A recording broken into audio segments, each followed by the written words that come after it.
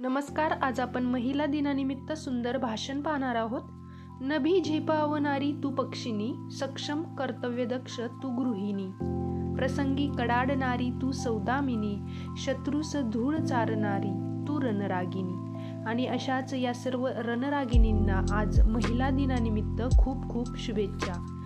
आज आपण महिला दिन साजरा करण्यासाठी येथे जमलो आहोत. उपस्थित सर्व मान्यवरांना माझे वंदन करते आणि मी माझ्या भाषणास सुरुवात करते.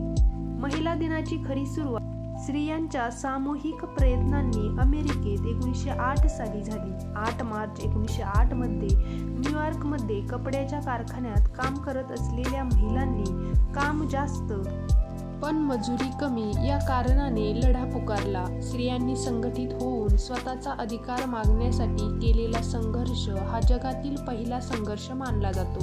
त्यानंतर 1910 साली 8 मार्च या दिवसाला जागतिक महिला दिन म्हणून मान्यता मिळाली.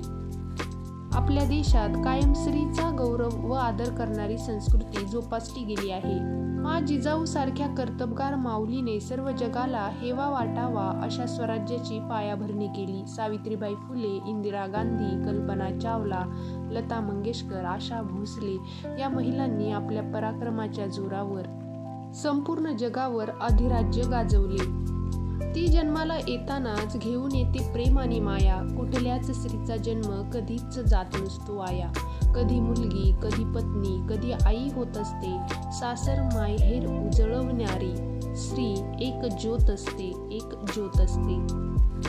महिला ही जगाच्या सर्वच क्षेत्रात आपलं योगदान देऊन हे जग सुखी, सुंदर व संपन्न करण्यासाठी प्रयत्न करते. अशा या व्यक्तींचा सन्मान व्हायला हवा म्हणून महिला दिन साजरा केला जातो. स्त्री ही शक्ती, भक्ती आणि युक्ती यांचा वापर करून जीवनाची बाग फुलवण्यासाठी स्वतः झिरपत असते.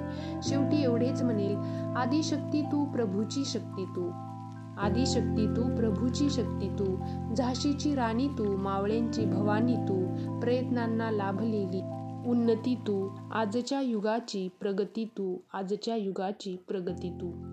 धन्यवाद. व्हिडिओ आवडल्यास एक लाईक नक्की करा आणि आपल्या मी मराठी या यूट्यूब चॅनलला सबस्क्राईब करायला विसरू नका.